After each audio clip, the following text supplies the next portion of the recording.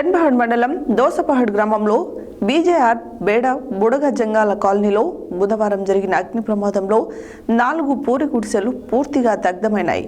ఈ ప్రమాదంలో ఇంట్లో ఉన్న గ్యాస్ సిలిండర్ పేలిపోవడంతో 6కి తీవ్రమైన గాయాలయ్యాయి.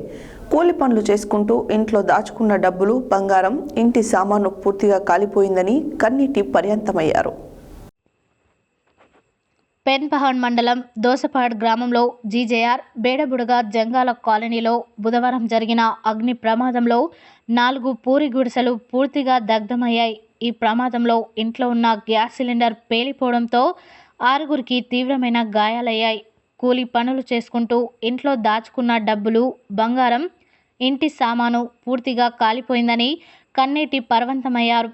ఇప్పుడు మాకు ఉండడానికి ఇల్లు, తినడానికి తిండి లేదని ప్రభుత్వమే మమ్మల్ని అన్ని విధాలా ఆదుకోవాలని కోరారు.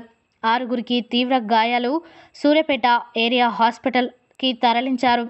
బంగారం, వెండి, డబ్బులు మొత్తం 10 లక్షల వరకు ఆస్తి నష్టం జరిగి ఉండొచ్చని ఎంఆర్ఓ ఆఫీస్ నుంచి వచ్చిన ఆర్ఐ అంచనా వేయడం జరిగింది.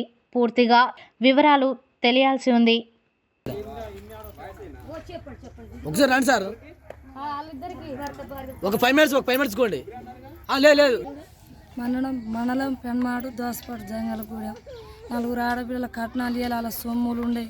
మరికి బంగారం 6 తులాల బంగారం 4 ఉన్నాయి. మా గిద్దులు బుట్టాలు నాయి, మా అబ్బాయి మొలతాళ్ళు కాలిపోయినాయి సారు.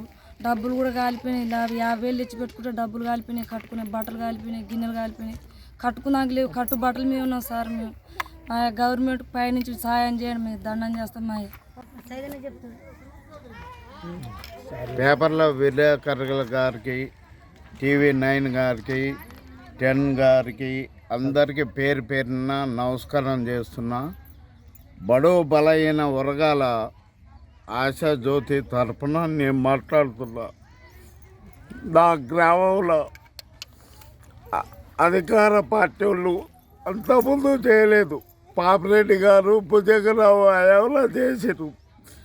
ఎప్పుడల్లా కనకరించి ఉత్తమ కుమార్ రెడ్డి గారు కాపాడాలి, ఈ గ్రామాన్ని కాపాడుకోవాలి.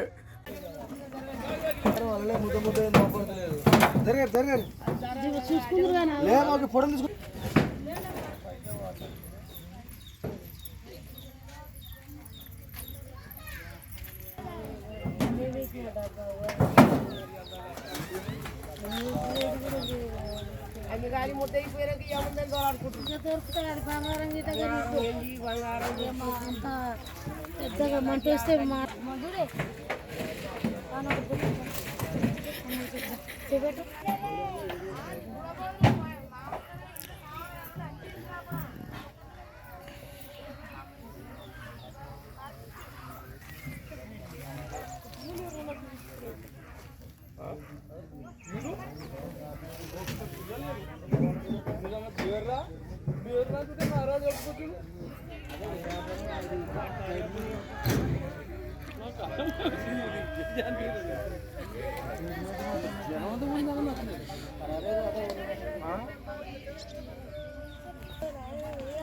పెన్మాడు మండలం జంగంపడిగ దోసపాడు ఇల్లు కాలిపోయింది సార్. దండం చేస్తా. ఇంటి 2 గొర్రె పిల్లలు, టీవీలు, ఫ్యాన్లు.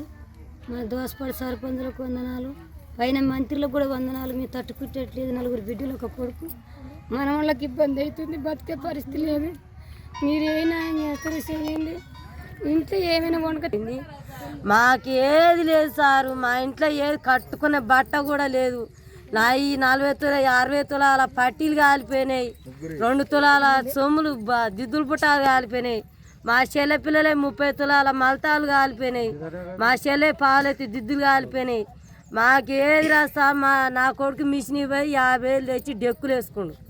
పాట పాడే డెక్కులు వేసుకుంటే అవి కాలిపోయినాయి. విలేజ్ కాగితాలు కాలిపోయినాయి. భూమి పట్ట కాగితాలు కాలిపోయినాయి. 3 గుంటలేం కొన్నాం. అవి కూడా కడదామని 2,50,000 తెచ్చిన. హాస్పిటల్ ఊరంట సార్, 5-6 ఊరు. ఇగో నాకు కూడా మొత్తం చేయి గాలంతా బొగ్గలు వచ్చింది. ఏం తీసుకొచ్చుకోలే. ఆ ఇల్లు తగలబడుతుందని ఆ బీరో అక్కడికి గుంజుకొచ్చుకొని గాడేసుకున్నాం సార్. ఒక్కటే ఇక మాకు కట్టుకోవడానికి బట్టలు లేవు, మాకు పెట్టుకోవడానికి సొమ్ములు లేవు, మాకు ఏది లేదు. మేము అన్నీ తీసుకొని దాబెట్టుకున్నామని మూలకేసుకున్నాం. మొత్తం కాలిపోయినాయి సార్. మా గిన్నెలు లేవు, బియ్యం లేవు, ఏవి లేవు. మాకు మా ఇండ్లు కూడా మేము వండుకోవడానికి కూడా ఇప్పుడు ఏ స్థలం లేదు మాకు ఉన్న. సూర్యాపేట జిల్లా పెన్బాడు మండలం దోసపాడు జంగాల కాలనీ సార్. మాది ఇక్కడ నివసించడం మాది 100 ఏళ్ళు అవుతుంది సార్. మా తాతల కాంచి. మా ఊరి పరిస్థితి 150 ఇండ్లు, 380 ఓట్లు. ఇదే పెనబాడు మండలం కింద 250 ఓట్లు కూడా గ్రామ పంచాయతీ చేశారు.